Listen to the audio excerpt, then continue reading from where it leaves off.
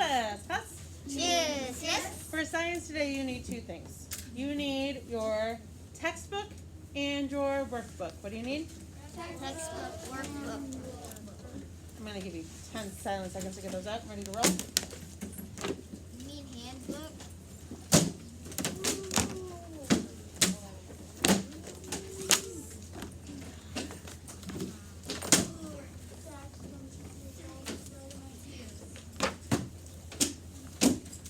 The first thing we're going to be using is your textbook, and we need it to look up these words in the glossary.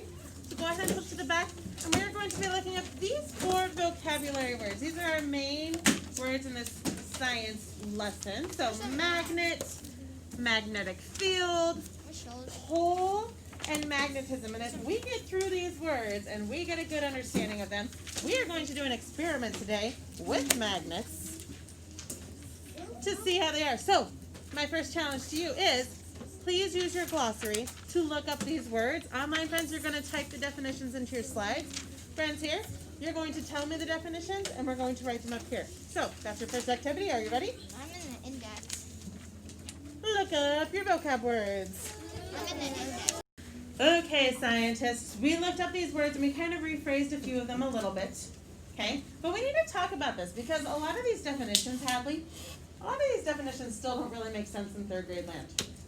So the first word is Magnet. magnet. It is an object with magnetic force. And it can attract, I put a plus sign for attract, or repel, my minus sign, certain metals.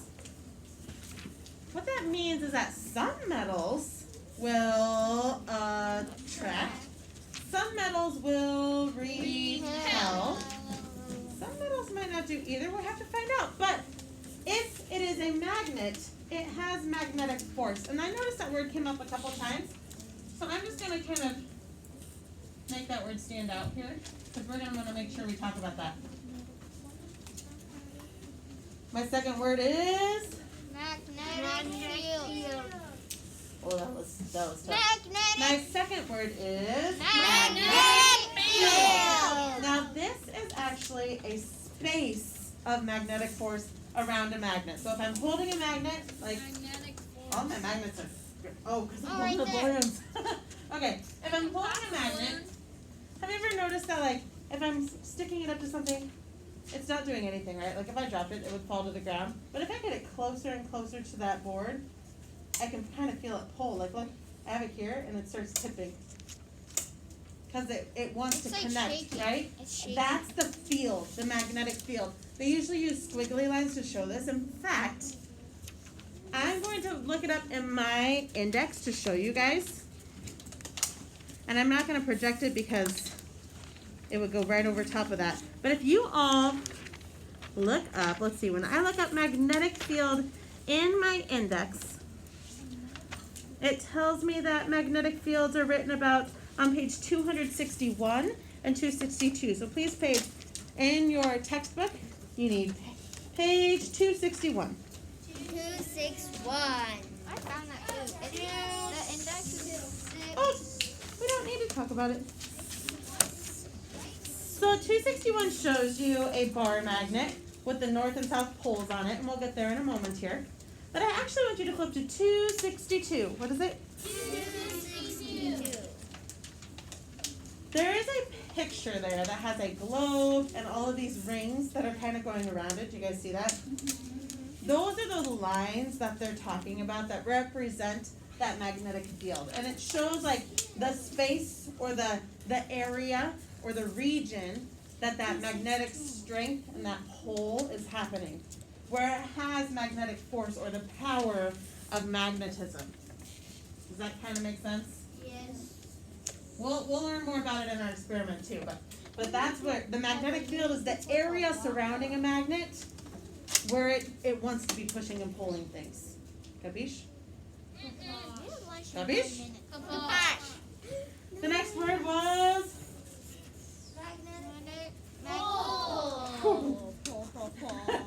I need your eyeballs. I lost you for a minute. Got it? My next word is? Magnetic south. You guys, the blue word is my vocab word. I'm pointing to it. My next word is? Oh. You you know, that 4-letter word, not magnetic anything. It's just the pole. There are 2 poles. Okay? There is a north pole and a south pole. You can also see that on your picture on page 262. And it shows you literally on the globe. We call it the North Pole and South Pole on the Earth. Yes? Yeah. They actually have magnetic poling towers.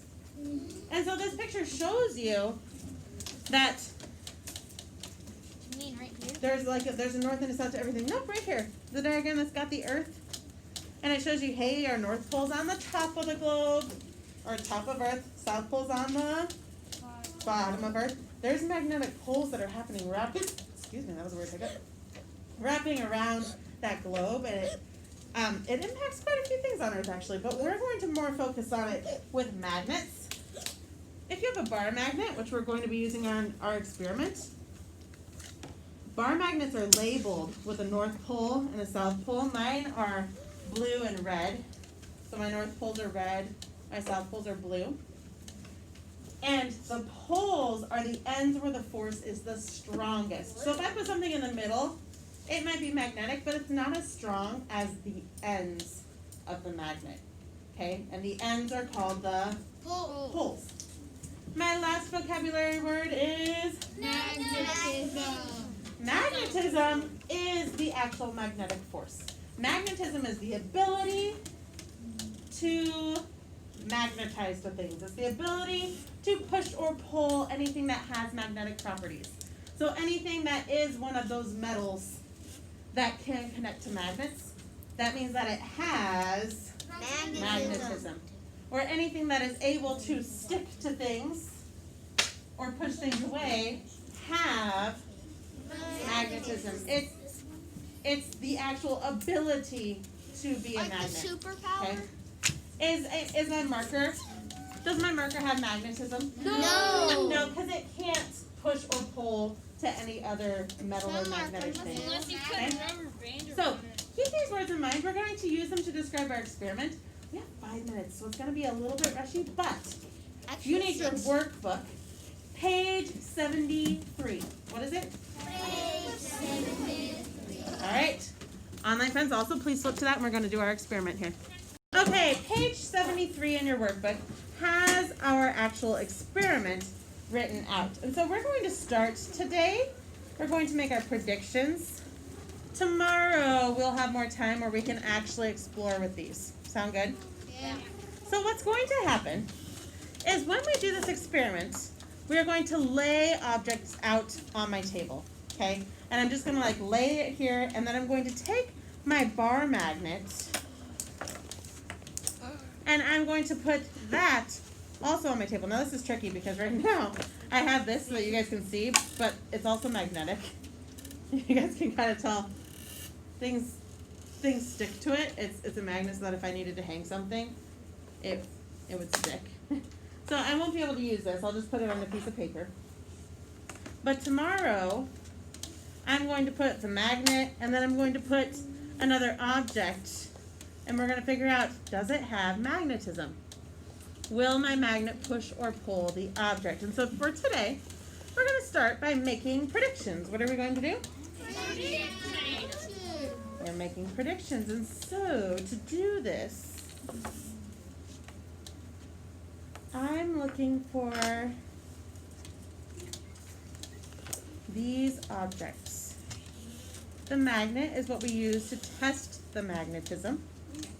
We're going to pull a few things in our classroom.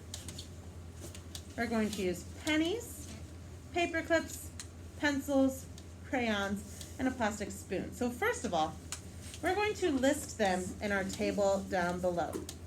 So the first item we are going to use is a pencil. What is it? P-E-N-C-I-L.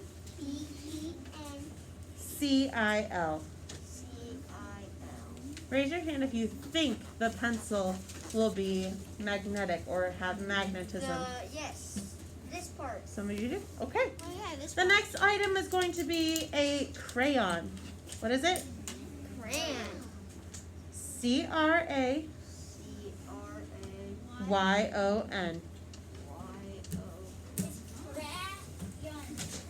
Raise, Crayon. raise your hand if you think the crayon will have magnetism. No hands there.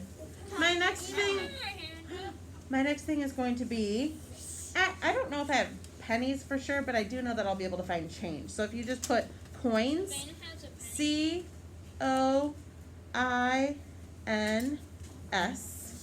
Savannah has a penny for some reason. C-O-I-N-S.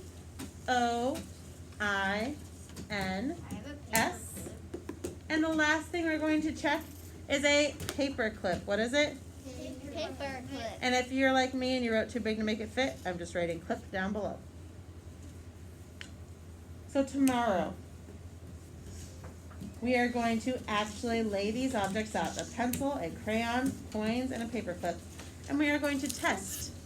Do these items have magnetism, or which ones do and which ones do not? Savannah has a penny. That is all we have for today. Be ready for our experiment tomorrow. Be thinking about those words. Is it a magnet? Does it have a magnetic field? What are poles? Does an object have magnetism? Okay, but for right now, you may clean up. Online friends, we'll see you tomorrow for our experiment. Can't wait.